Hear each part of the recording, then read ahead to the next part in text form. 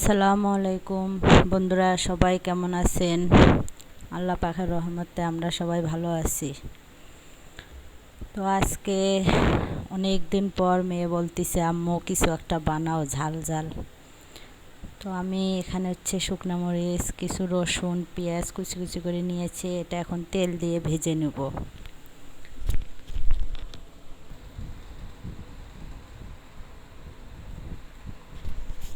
এখানে 2 পট খুদ নিয়েছি।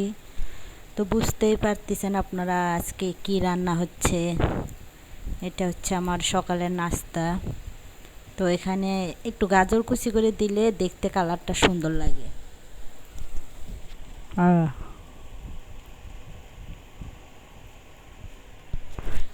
ধুয়ে ছাঁকনিতে রেখে পানিটা ঝরাই নিয়েছি। এতে খুদের পোলাওটা ঝরঝরা এবং সফট হইব খাইতে। তো আমি এখন খুদের পোলাওটা এখন বসাই দেব। আমি এখন বাজে সকাল 8:30। তো একটু তো সময় লাগবে রান্নাটা করতে।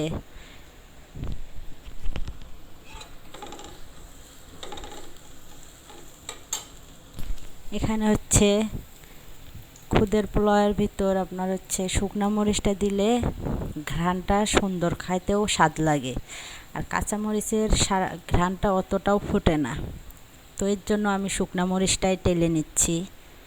এতে খাইতেও ঘ্রাণটাও সুন্দর হবে, আবার স্বাদটাও ঠিক থাকবে। তো এখানে পেঁয়াজটা ভাজা হয়ে গেছে। এখন আমি খুদটা দিয়ে দেব। দিয়ে যেভাবে পোলাও রান্না করি ঠিক সেভাবেই চালটা ভেজে নিতে হবে।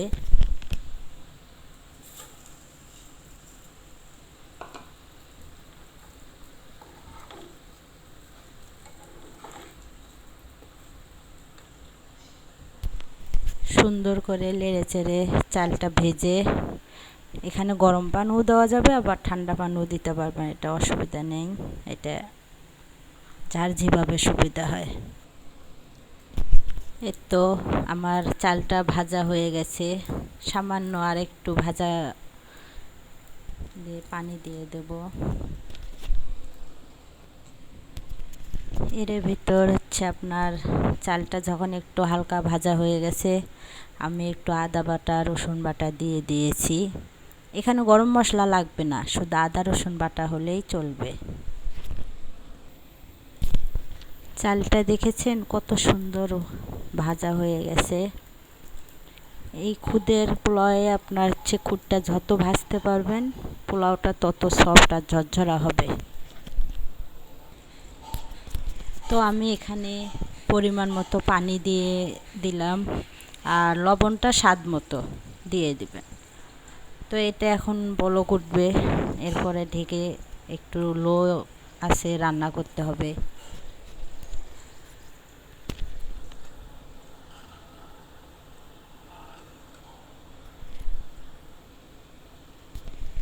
তো ঢেকে দিয়েছি, এখন বলক আসতেছে।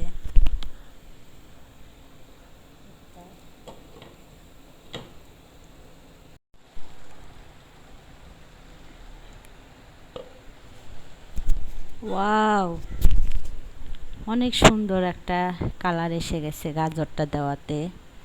তো দেখেন প্রায় আমার খুদের পোলাওটা রেডি হয়ে যাচ্ছে। আর অল্প কিছুক্ষণ পর এটা খাওয়ার উপযুক্ত হয়ে যাবে। দেখেন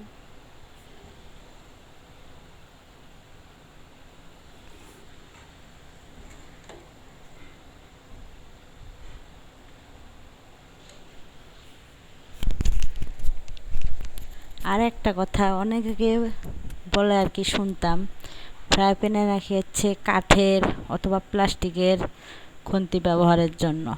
তো আমার এই ফ্রাই প্যানটার বয়স প্রায় 7 বছর। আমি সবসময় এই খুন্তি ব্যবহার করি। প্লাস্টিকের আছে বাট আমার পছন্দ না, এটা দিয়ে লাড়তে সুবিধা। তো আপনারাও ব্যবহার করতে পারবেন, এতে কোনো ভয় নেই।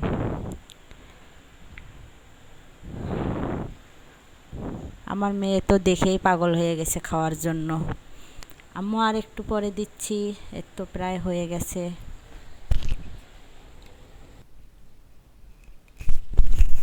রেডি করে ফেললাম। এখন হচ্ছে খাইতে বসবো, যেহেতু এখন 9:30 বেজে গেছে, খিদেও বেশি লেগে গেছে। মেয়েকে বলছে একটু পরে, তো একটু পরে বলতেই আধা ঘন্টা লেট হয়ে গেছে।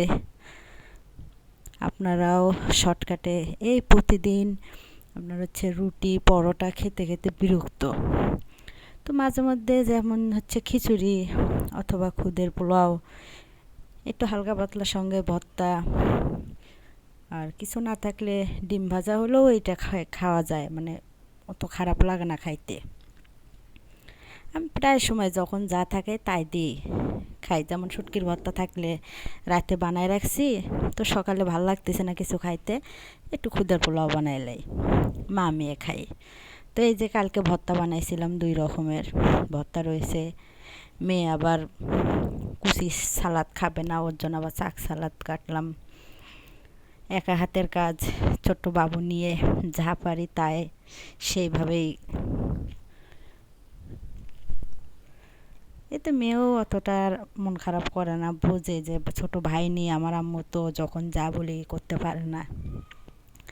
এক সময় ছিল মেয়ে যখন যা বলছে রাত দিন মানে নেই কইরা খাওয়াইছে, এখন তো পারি না। মেয়েও বোঝে, মেয়ে বড় হয়ে গেছে।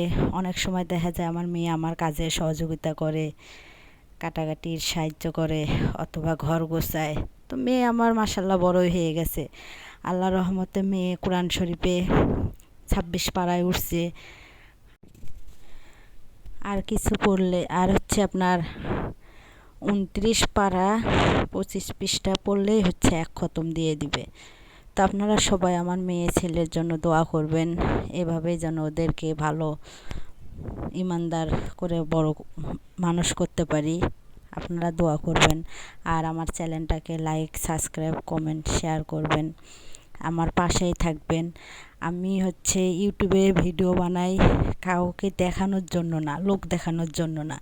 আমি প্রতিদিন যা করি নিত্য নতুন, শুধু সেগুলোই আমার ভালো লাগে, আমি তুলে ধরি, এটুকুই, এর বেশি না। তাও আমার মেয়ের জন্য। আমার মেয়ের সাপোর্ট না করলে ইউটিউবে ভিডিও বানানো কি আজও আমি জানলাম না, হলে শুধু আমার মেয়ের সাপোর্টে। তো আপনারা সবাই ভালো থাকবেন, সবাইকে নিয়ে সুস্থ থাকবেন। আল্লাহ হাফেজ। তো আমার পুচকু সোনা আমার খুদের পোলাওয়ের থাল নিয়ে খাচ্ছে, মেয়েটা খাচ্ছে। ও আবার ভর্তা নিবে না, ওর চিকেন পছন্দ, তো ওর মুরগির গোশত নিয়েই খাচ্ছে। আর আমার টেবিল আছে, চেয়ারও আছে, কিন্তু নিচে বইয়া খাইতেই আমি বেশি ভালো লাগে। বাচ্চাদেরকে নিয়ে নিচে বসে খাওয়ার মাশাল্লাহ আমার বাবাটা হাত দিয়ে খাচ্ছে। খাও বাবা, সাব্বাস সাব্বাস। দেখ আম্মু, তাড়াতাড়ি খাওয়া শেষ করো, অনেক দেরি হয়ে গেছে আজকে।